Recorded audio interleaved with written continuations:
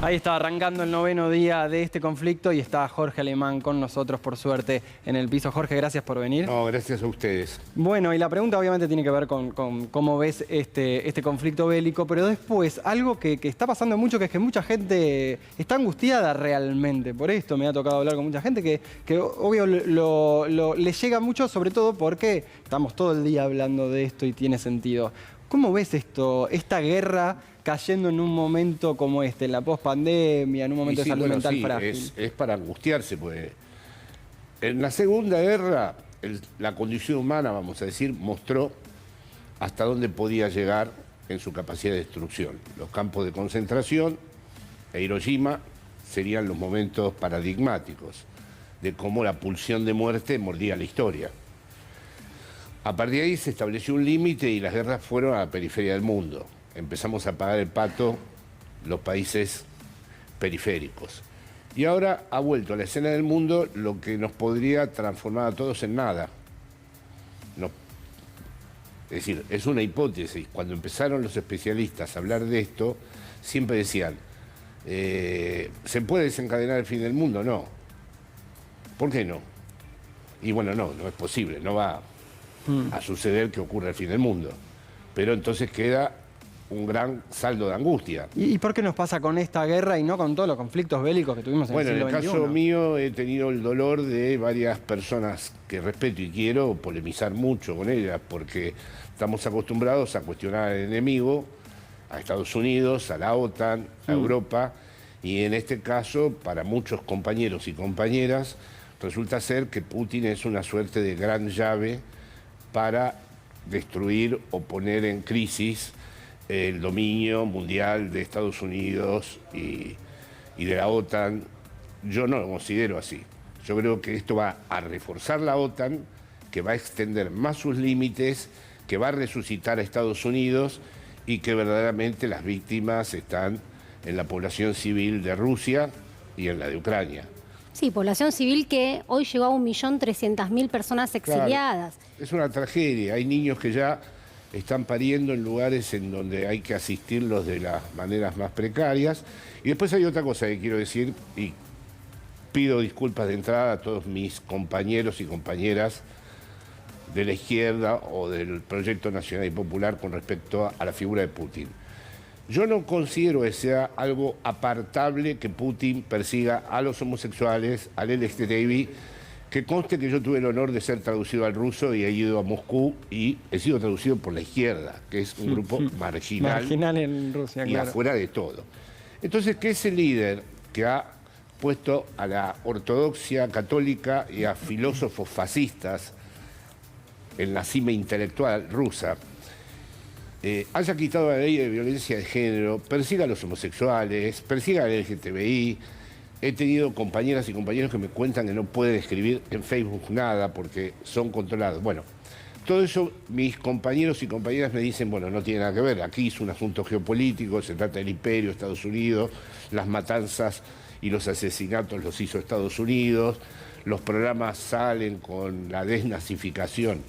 No, a ver, el despotismo interno de Putin exige una expansión imperial y a la vez la expansión imperial de Putin exige su despotismo.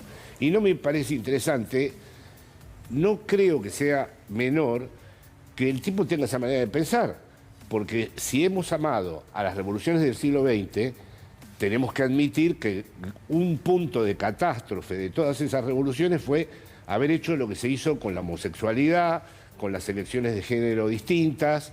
Entonces no se puede ahora relativizar eso en el caso de Putin, que es un tipo que a la vez, y perdón, auspicia a todos los grupos de ultraderecha en Europa. Jorge, te invito a hacer un juego que por ahí es complejo, pero es meterte en la cabeza de Putin. ¿Viste que se está diciendo que tiene algunos problemas psiquiátricos, pospandémicos? En este contexto del mundo, un poco basándome en la pregunta que te planteaba Darío al principio, ¿cómo funciona la cabeza de un líder despótico como el de Esto que Putin? decís es muy interesante en este aspecto. Yo creo que estamos volviéndonos locos todos. Yo creo que el mundo ese normativo del siglo XX funcionó y el mundo cruje.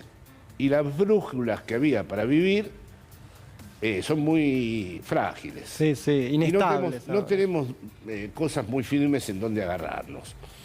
Entonces, por ejemplo, este tipo pone a 10 metros a sus generales de confianza, ¿no? Y ya no creo que sea el COVID la explicación. Me parece que hay una especie de paranoia que lo está evitando, ¿no? No me gusta hacer, o sea, apartemos esto del concepto de la psicopatología y hablemos en términos poéticos. El tipo está un poco raro, ¿no? De poner a los generales de confianza a 10 metros. ¿no? Jorge, buenas noches. Buenas noches. Hay también una determinada postura argentina por ahí, de los que defendemos por ahí los derechos humanos, en polarizar todo o analizar todo con la grieta nacional. Y por ahí defender cuestiones indefendibles. Por ejemplo, lo que usted habla de Putin, que yo coincido totalmente, que es un violador serial de derechos humanos y violador serial hacia las autoridades identitarias. ¿Cómo se entiende que gente del campo nacional y popular o de la izquierda defienda la actitud de un violador serial de derechos humanos como Putin? Bueno, eso es lo que me dolió profundamente, hasta tal punto de mi hija, que es una feminista en España, y que me escribió, me dijo, papá, ¿qué pasa? Porque yo siempre tiendo a dar las versiones más gloriosas nuestras. Entonces, yo le decía a todos los que me atacaban, pero nosotros como latinoamericanos y como argentinos tenemos que aspirar a más. Hemos hecho cosas muy importantes aquí, que costaron mucho. Entonces, ¿cómo vamos a conformarnos ahora con un señor que sacó la violencia de género? Que vos podés matar a una mujer y no ocurre nada. O que no puede convocarse una marcha mínima de las agrupaciones homosexuales porque corren serio peligro. Sí, saliendo de Vladimir Putin, lo que llama la atención es el tratamiento que tiene también este conflicto y al menos lo que llama a buena parte de Occidente a dramatizar la cuestión casi racista, le decimos, ¿no, Ani? Sí, exacto. Y hoy, concretamente, la Organización Internacional para la Migración denunció esto. Denunció que están existiendo actitudes racistas tanto en las personas que quieren salir de Ucrania, como también en los medios y en muchos líderes europeos. Para arrancar con este tema, vamos a leer concretamente lo que dijo hoy la Organización Internacional para la Migración, que está preocupada. Ahí va. La organización denuncia la discriminación en frontera, que personas dehuyen del conflicto de Ucrania. El director general, Antonio Vitorine, ha señalado que cualquier sesgo por razones de etnia, nacionalidad, raza o estatus es inaceptable, por lo que ha pedido a los países fronterizos con Ucrania que investiguen cualquier posible abuso. Este abuso no solo se está dando y sucediendo en la frontera con los otros países, en el caso de, por ejemplo, gente de África, gente de Asia o, por ejemplo, también chicos que han ido a estudiar de países como Portugal, que son concretamente los que están haciendo la denuncia, no solo para salir, sino que también cuando llegan son discriminados. Esa es la denuncia concretamente que está validando hoy la Organización Internacional para la Inmigración. Tenemos un pequeño videíto de un diputado español que hace una interesante reflexión sobre lo que tiene que ver con migrantes de primera y migrantes de segunda. ¿Por qué tras tantas migraciones y tanta miseria y tras tantas guerras, por qué ahora se acoge a tantos refugiados de forma ilimitada? ¿Qué diferencia hay entre un muerto en el Mediterráneo y un muerto en las calles de Kiev? La respuesta es extremadamente cruel, porque ahora son rubios y con los ojos azules.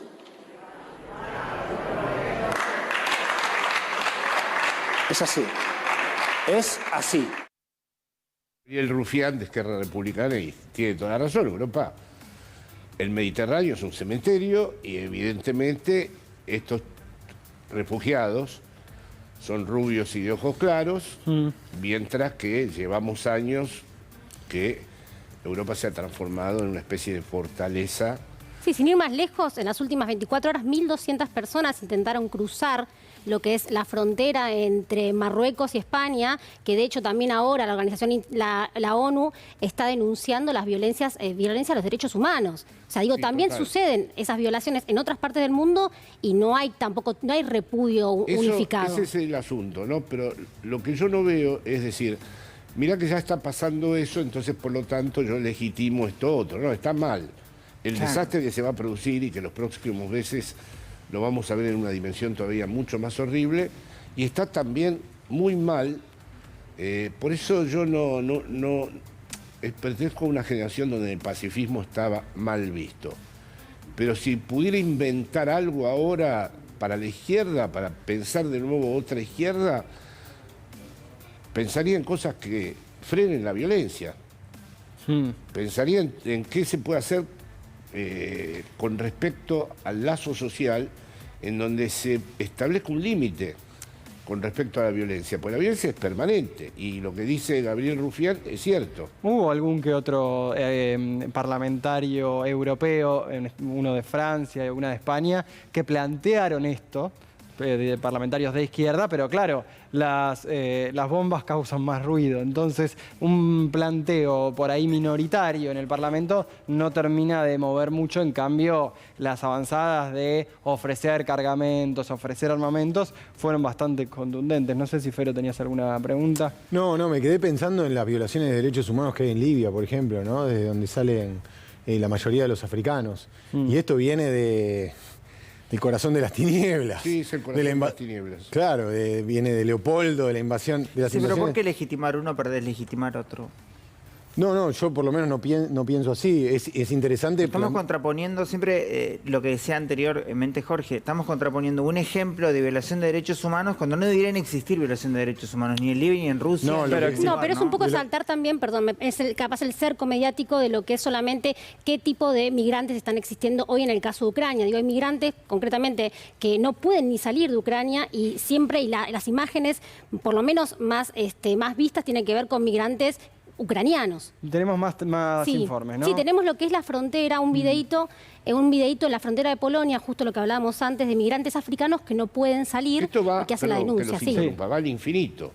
En España, los amigos latinos nos odian a nosotros porque la mayoría de nosotros no, salvo algunos amigos míos, no entramos en el perfil del latino. Entonces, claro, los colombianos, los bolivianos todos los días dicen, ustedes no se quejen nunca, porque ustedes entraron, pasás como si fuera uno de ellos. Pasa que son eventos donde... Esto sigue hasta... Claro, pero en los números de una guerra donde se estima que va a haber 4 millones de personas refugiadas, es dramático la cantidad de gente que está en esta situación. Eso, además, personalmente, sé que hay grandes especialistas. Pienso que Putin creía que lo resolvía en 2 días. Y que ahora no sé bien cómo es la fórmula de salida. A ver, veamos, Jorge, cómo se da la frontera, lo que decíamos recién. En la frontera con Polonia, ¿cómo se ve esto que estábamos charlando? Toda esta gente hacinada en la cola, esperando para cruzar. Tenemos mucha gente de otros países que no son ucranianos, cientos, miles de africanos y gente de Asia Central también vemos. Aquí en esta cola no hay, repito, no hay ucranianos huyendo. Esta es una cola solo hecha con migrantes de otros países esperando acceder a Polonia. Hello, do you speak English? Yes. For how long have you been waiting here? We are journalists. Too long, almost 3 days.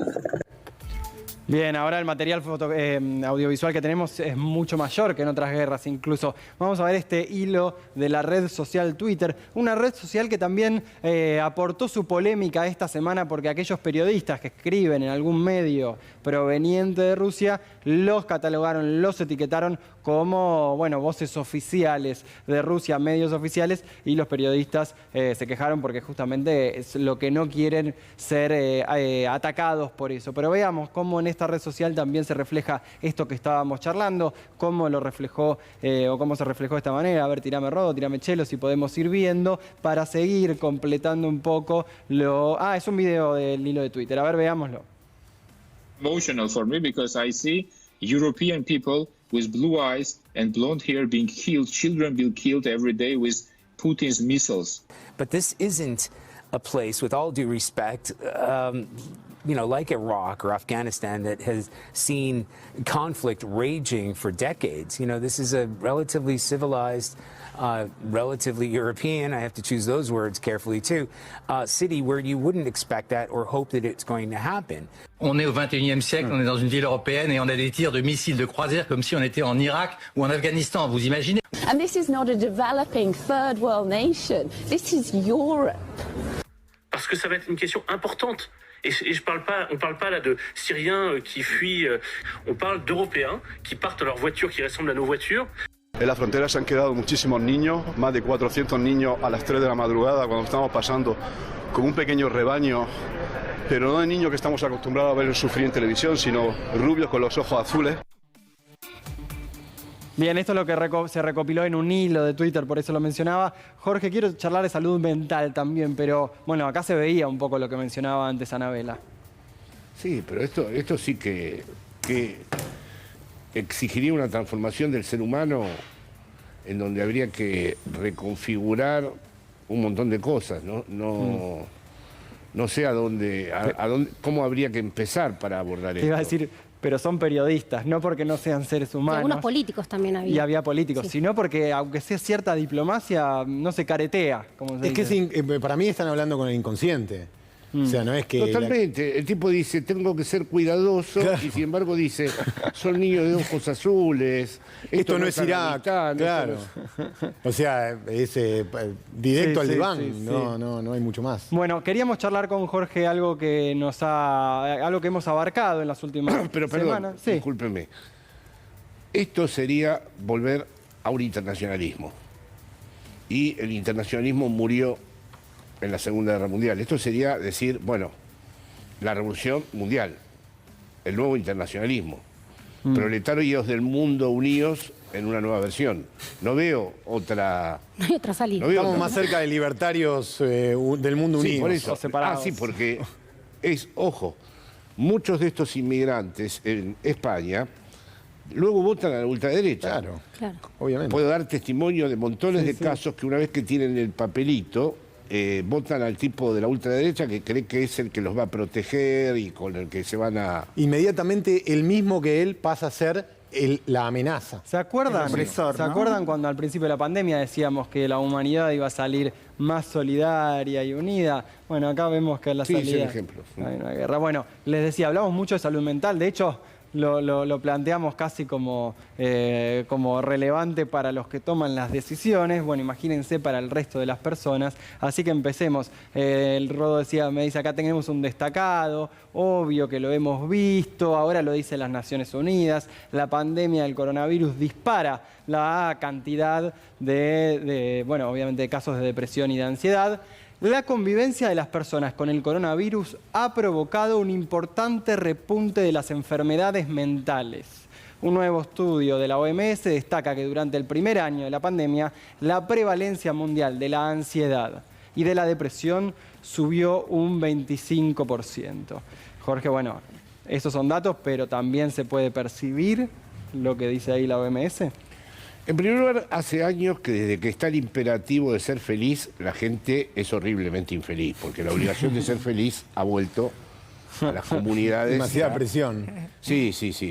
La depresión tiene garantizado su lugar desde el momento en donde una persona desde muy niño piensa que tiene que ser feliz, cuando esa no era verdaderamente una de las preocupaciones que uno tenía. Uno tenía la preocupación de vivir y de hacer determinadas experiencias, lo de la felicidad como valor. Por eso la palabra autoayuda, la palabra autoestima, la palabra resiliencia, la palabra empatía son muy peligrosas porque proceden de ese ámbito de libros que son como manuales para la felicidad. Luego la ausencia de proyectos. La pandemia mostró eso. Te tenés que quedar a vivir en una casa, no tenés recursos para irte a otra parte y tenés que convivir con los otros. Y convengamos que mientras estás trabajando y todo eso, no se te revela eso que ocurre viviendo con los otros. Pero cuando estás a solas con los otros, no se sabe si tu deseo estaba realmente en ese lugar. Y ahí empiezan a ocurrir cosas penosas. Jorge, otra de las consecuencias que trajo la pandemia obviamente es la violencia. ¿Qué pasa con el ser humano? ¿Qué respuesta da la ciencia al goce, al sometimiento del otro? Digo por los hechos de violencia que ocurrieron en los últimos tiempos, las violaciones que ocurrieron en los últimos días y demás. Bueno, ahí voy a decir si me permitís, una cosa que aprecio como una paradoja. Yo formo parte de la generación de los machirulos, ¿no? Sí. Cultivado en el mundo machista, patriarcal y qué sé yo. Sin embargo, en mi generación hubiera sido muy difícil que un grupo de jóvenes de mi entorno hubieran tenido la ocurrencia que tuvieron estos muchachos el otro día. A pesar de toda la cosa patriarcal, machista, yo creo que está sucediendo un fenómeno que lo converso mucho con las compañeras feministas allá, que es de desvirilización de los hombres. Los hombres sienten terror por el deseo femenino. Y uno de los ejemplos y paradigmas del terror por el deseo femenino es lo que hicieron el otro día. Duermen a una mujer. ¿Cuál es la gracia que tiene para esos muchachos establecer relaciones sexuales con una joven dormida? En un ritual que su verdadera clave es lo que pasa entre ellos. Sí, sí, totalmente. Entonces, a mí me parece que hay... ¿Pero no hay determinado goce al sometimiento también? Sí, pero encadenado... Machista, claro. Sí, sí, pero encadenado una idea también de que la posibilidad de vivir tu deseo, tu propio deseo, se vuelve cada vez más difusa. Se está volviendo muy difusa. Primero porque hay un conjunto de obligaciones de éxito, de triunfo, que empiezan muy temprano, donde hay que subir y subir y subir y maximizarte, tener valor. Es decir, finalmente han logrado que cada uno sea una mercancía, porque uno tiene que tener un valor de cambio para vivir en esta época, ¿no?